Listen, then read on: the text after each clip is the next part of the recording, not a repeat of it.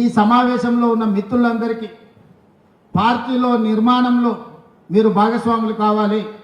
ఈరోజు మీకు పిసిసి అధ్యక్షుడు ఇచ్చే బాధ్యతను మీరు బాధ్యతాయుతంగా నెరవేర్చాలి.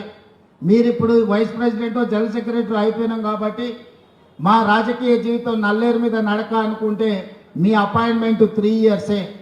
గవర్నమెంట్ ఇంకా 4 సంవత్సరాలు ఉంటుంది.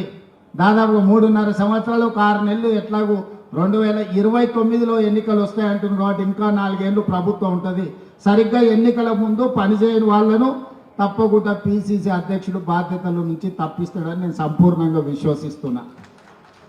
అందుకే ఈరోజు ఇక్కడ ఉన్న వాళ్ళు గ్రామ కమిటీలు, మండల కమిటీలు, జిల్లా కమిటీల నిర్మాణంలో, పార్టీని బలోపేతం చేయడంలో, సంక్షేమ పథకాలను ప్రజల దగ్గరికి తీసుకెళ్లడంలో, సంక్షేమ పథకాలు అందని ప్రజలకు ఆ పథకాలను అందుబాటులోకి తీసుకొచ్చి వాళ్ళ తరఫున ప్రభుత్వంతో సమన్వయం చేయడంలో మీరందరూ బాధ్యత తీసుకోవాల్సిన అవసరం ఉన్నది.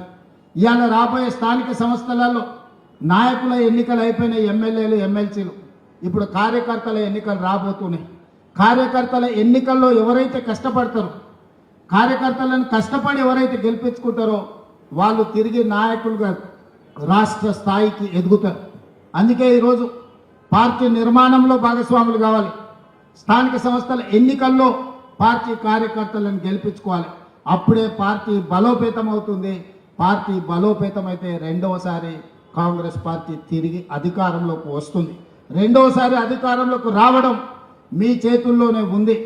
ఇవాళ ఈ వేదిక మీద నుంచి నేను ఒక్క మాట చెప్పదలుచుకున్న మిత్రులందరికీ, 94 నుంచి 2004 వరకు 2 సార్లు తెలుగుదేశం పార్టీ ఆనాడు అధికారంలో ఉన్నది. 2004 నుంచి 2014 వరకు ఆనాడు కాంగ్రెస్ పార్టీ 2 సార్లు అధికారంలో ఉన్నది.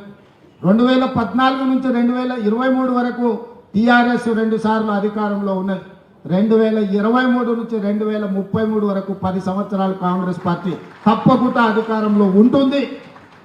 ఈరోజు ఎవరెవరైతే పార్టీ కోసం పనిచేస్తారో ఈ 10 సంవత్సరాలలో మిమ్మల్ని కాపాడుకున్న బాధ్యత పార్టీ తీసుకుంటుంది. మీనాక్షి నటరాజన్ గారు తీసుకుంటారు.